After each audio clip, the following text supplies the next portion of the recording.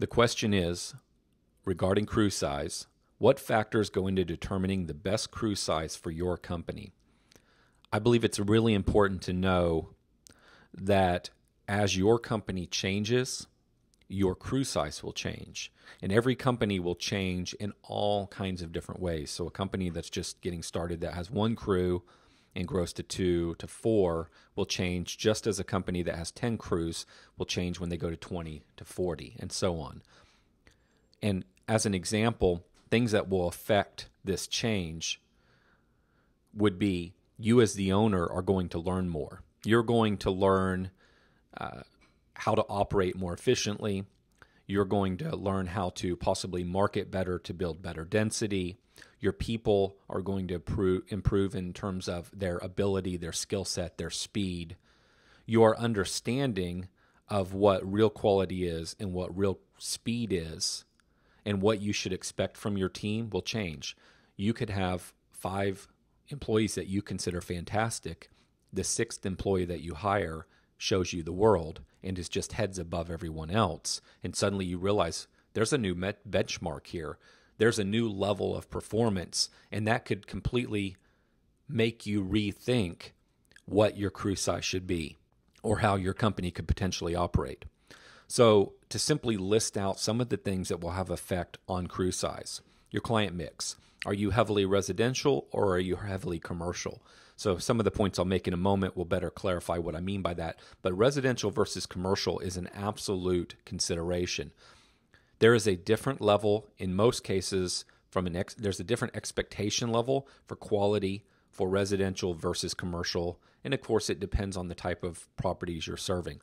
I tend to think that the expectation is higher on residential than it is on commercial. But again, it depends on the commercial property we're talking about. If you're talking about a high-end homeowners association or condo association in a very affluent area, it might have a very high level of expectation in terms of quality, but that same similar HOA in a non-affluent area consisting of homes at a much lower price point might require and support far less in regards to the level of quality because the contract can only pay so much. That homeowners association can only afford so much. So your client mix is going to determine how many people a crew requires because it often will affect the level of detail that's being delivered at that property.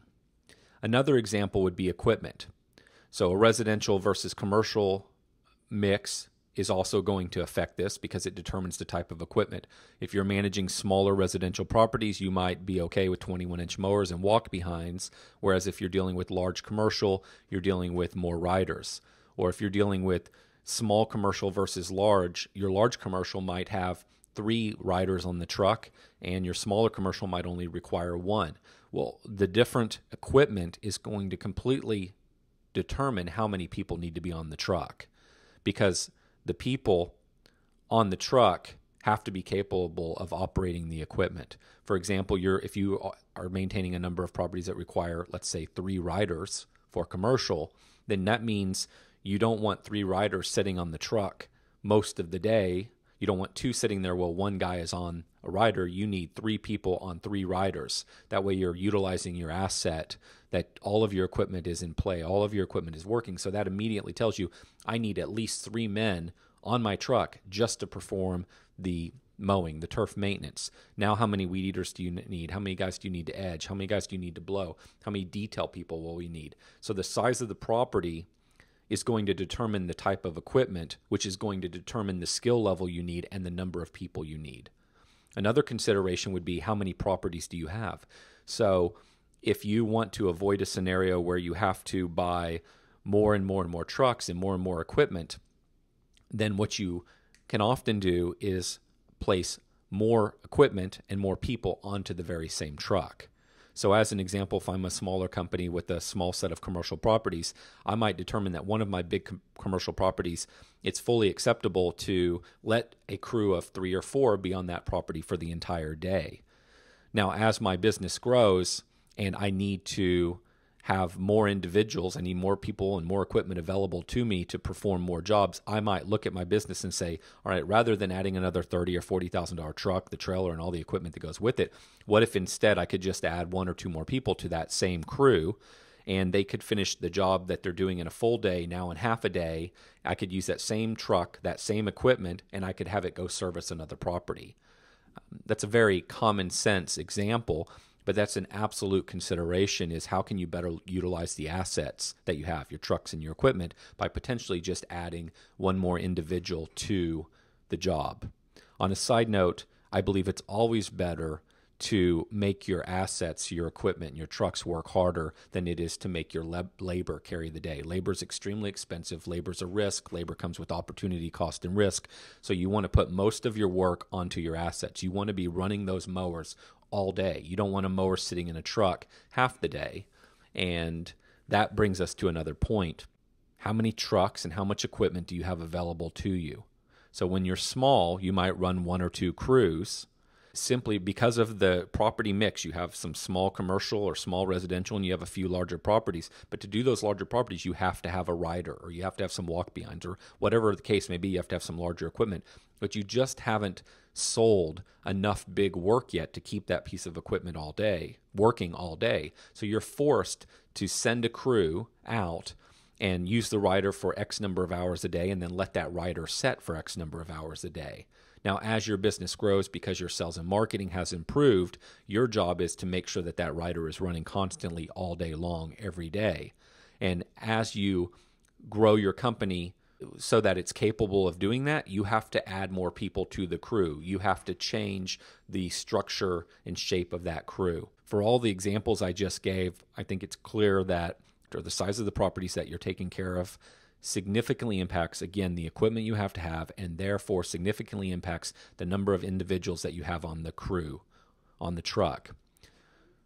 The quality of your foreman is also of importance. So we're in a very tight labor market. It's challenging sometimes to find the ideal person that you want, and therefore if you have someone that's a little less skilled, a little less capable of managing, maybe a little young, not so much in age, but just in terms of skill set and ability, that will determine how much they can manage and how efficiently they can manage that crew. So I'll use another commercial example. If you're maintaining very large commercial properties, and you could potentially have two crews on one large commercial property, and it would satisfy or support 8 individuals on that property, if you have a foreman and he's the only person available to you that simply cannot efficiently manage 7 other individuals and keep you in check budget-wise on that property, then you might be forced to run a smaller crew and spend more time on that property till you can put the right person on it.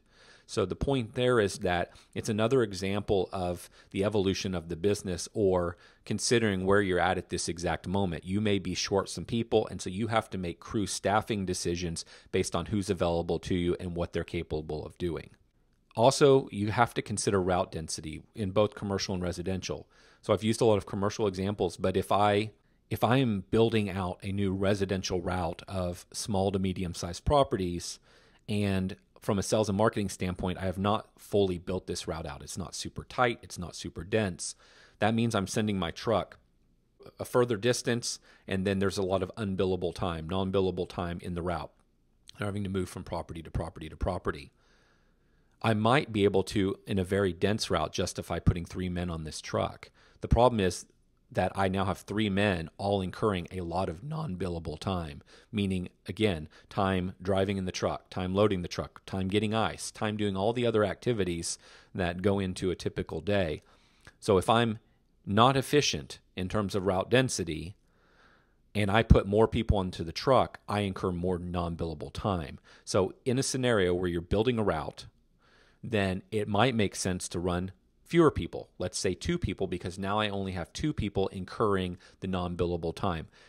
And again, this is why your business is a moving, living thing, and it's constantly evolving. As your sales and marketing team, or as you as the owner, if that's what you're charged with, build out that route, then you might be able to justify going from 2 people to 3 people, in my example, because now you're incurring less non-billable time. There are several other factors, but I'll end with your rotation of services, and this applies to both residential and commercial. If you are a company that just shows up and mows the lawn and then moves on to the next property and just mows that lawn, that is completely different than a company that shows up, mows the lawn, trims the bushes, hand weeds the beds, spot sprays with Roundup, and performs a couple other services. You have to have the right people on the truck to do the detail work, whether it's residential or commercial. The more detail work you have to do, the more individuals that crew supports. In addition, the more detail work you have to do at a high frequency, the more individuals that crew supports. Example, you have a commercial property, and in your market, you serve large commercial properties and they're on a rotation. You rotate through the properties and trim areas of the property. So you prune the shrubs in different areas of the property, and you run through about a monthly rotation. That might be the case in the southern part of the U.S., whereas if you're in the northern part of the U.S., maybe you could run through a rotation where you prune the shrubs every 2 months. The frequency at which you have to perform that detailed work, hand weed the beds, prune the bushes, will necessitate additional individuals, because the individuals performing the detail work will have more to do each week. Therefore, you potentially need more of those individuals. Likewise, if you are running residential and you have, from a sales and marketing standpoint, sold a portion of your clients mowing only and a portion of your clients mowing, pruning the bushes, and hand weeding the beds, and let's say only 25% of your route includes pruning the bushes and hand weeding the beds, that's a consideration because you only have so much detail work to do. So now how many people do you have on the crew to perform that work? How many people have to be skilled? All of these are factors. So I haven't given the exact answer on how you do it, but I've given you all of the considerations. And if you're a fast-growing company, then your structure might change in a quarter. If you're not a very fast-growing company, it might change annually. But these are the things to pay attention to and be aware of. And the way that you pay attention is you watch your job costing numbers on every single job.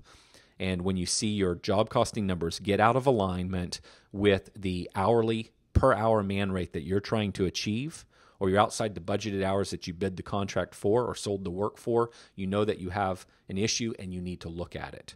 And then I would suggest that in the wintertime is the optimal time to re-optimize the business and look for performance improvements and how can we squeeze more production out of the company, how can we eliminate more of the non-billable time, how can we generate more profit. So you optimize oftentimes in the winter, but you adjust throughout the season. And in a fast-growing company, you're adjusting frequently. And you should always be trying and testing different scenarios and challenging what you see your competitors doing.